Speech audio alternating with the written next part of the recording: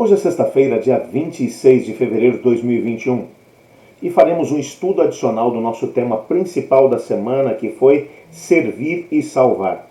Nessa semana tivemos a possibilidade de estudar Isaías, do capítulo 41 até o capítulo 49, versos 1 a 12. Você está no canal, eu estudo a lição com o pastor Samuel Camilo.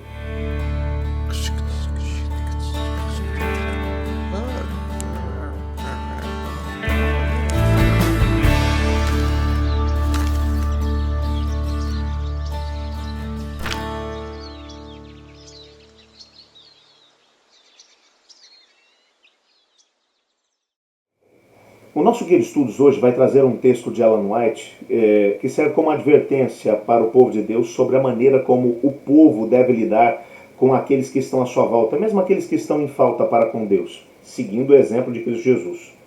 E por que é que esse texto é apresentado? Bom, antes de poder falar sobre isso, me deixa só pegar aqui um parágrafo que vai ser trazido do nosso guia de estudos de hoje, como resumo da lição da semana, que diz assim, a libertação requer um libertador. A nação que servia a Deus seria libertada por dois resgatadores. Ciro, que livraria os cativos do exílio da Babilônia, e um servo anônimo, cuja identidade como Messias é progressivamente revelada. Esse servo restauraria a justiça e traria de volta a Deus a comunidade sobreviventes. Como nós já mencionamos até essa altura, nós estamos aqui falando sobre os capítulos 1 a 39 de Isaías, vão falar especificamente sobre o castigo que viria sobre a nação que havia se afastado dos caminhos do Senhor Deus. E ao mesmo tempo, o pano de fundo desses capítulos, de 1 a 39, é o domínio dos assírios. Mas mesmo em alguns momentos nessa primeira parte do livro, é mencionado o fato de que Babilônia se levantaria dentro do cenário internacional e que acabaria conquistando a própria terra do povo de Deus. E que eles seriam cativos na própria Babilônia. O próprio capítulo 39 fala sobre isso.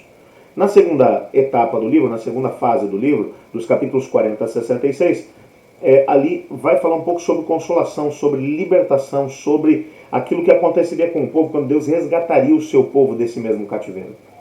E nessa primeira parte, dos capítulos 41 a 49, nós encontramos a ideia do libertador, para que houvesse liberdade, e só relembrando que os textos anteriores haviam mencionado de forma muito clara que o povo de Deus seria cativo na Babilônia. Portanto, para que eles fossem libertados, haveria uma necessidade óbvia de um libertador. Quem seria esse libertador? Ou esses libertadores? No caso aqui, nesse trecho, dois indivíduos vão ser mencionados. O primeiro deles é Ciro, que é apresentado pelo nome. 149 anos depois da morte do profeta Isaías. É que Ciro vai se levantar como libertador do povo de Deus, que vai conquistar a Babilônia, e ao mesmo tempo vai dar autorização para que eles voltem a ser uma nação, para que reconstruam o templo de Jerusalém e ao mesmo tempo formem de novo a nação de Judá. Okay? Ele é mencionado por nome 149 anos antes da morte de Isaías. Ou seja, desde o momento em que Isaías profetizou isso, até o momento do cumprimento dessa mesma profecia, estamos falando de mais de 150 anos. É realmente algo tremendo. E o segundo nome que vai aparecer, na verdade não é um nome, mas é uma identidade que permanece anônima, mas que é identificada como sendo a identidade do Messias. Enquanto Ciro os liberta enquanto nação, o Messias viria para poder libertá-los do pecado, libertá-los da condenação da morte eterna. Enquanto Cristo Jesus, como Messias, esteve aqui no nosso planeta, ele zelou pelas pessoas. As pessoas foram muito importantes para ele.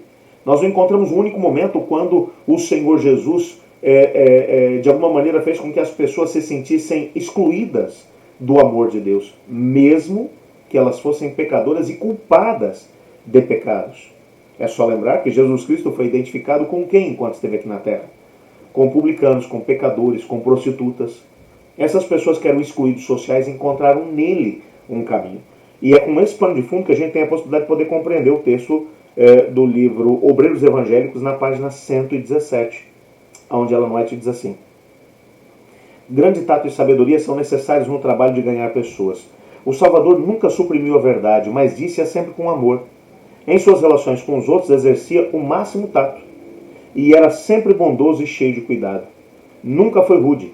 Nunca proferiu desnecessariamente uma palavra severa, mas não ocasionou jamais uma dor desnecessária a um coração sensível. Não censurava a fraqueza humana.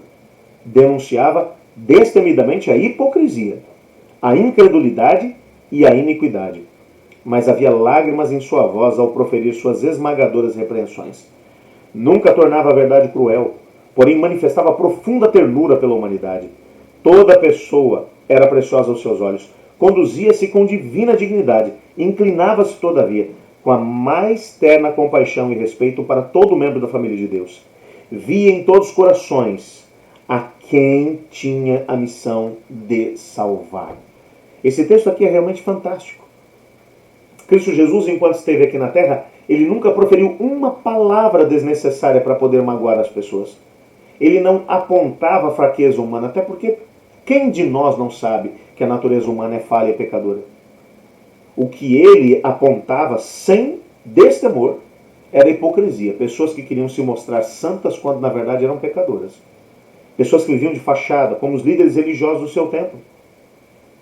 Mas ele realmente ou trabalhou junto com o pecador. Ele foi capaz de sentar na mesa com o Zaqueu, que era um publicano e desonesto, ladrão. Comeu com ele, riu com ele. E Zaqueu só esperando que Jesus a qualquer momento dissesse: você é um ladrão, quando é que você vai mudar de vida? Jesus não disse nada.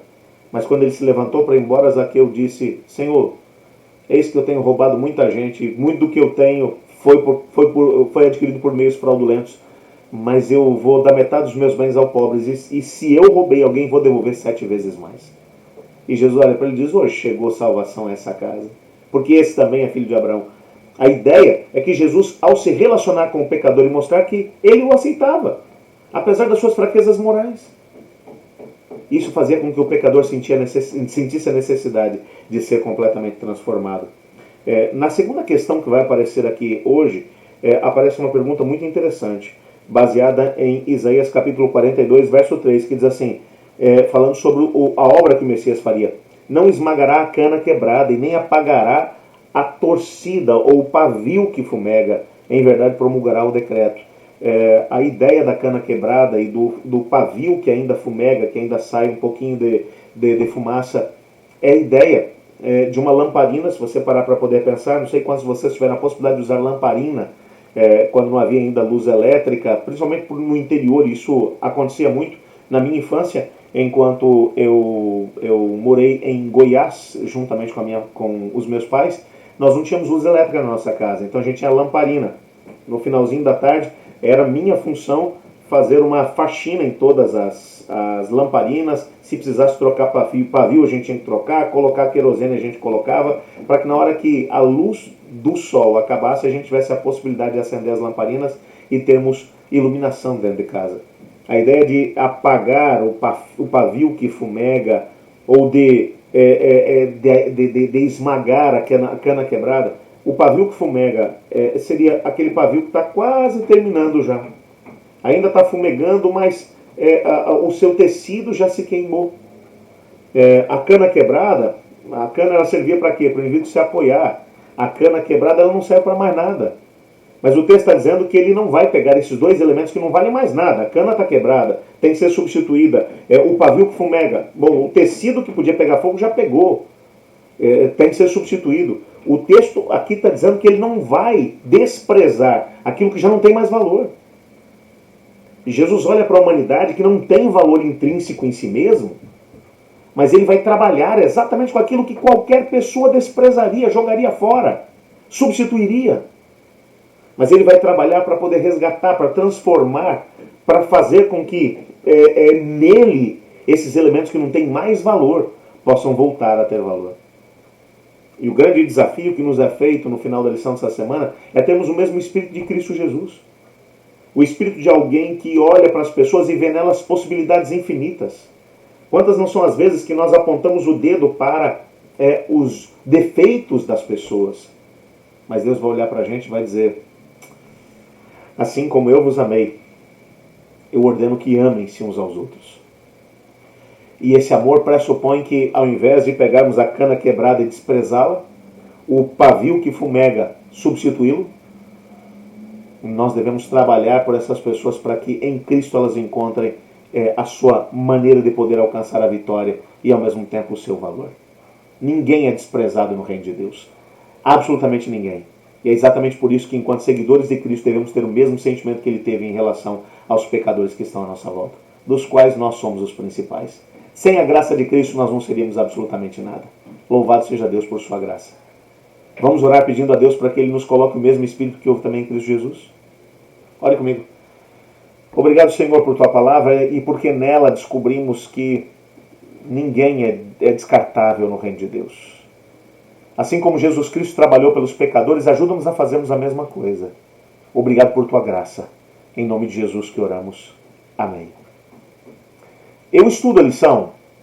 E você?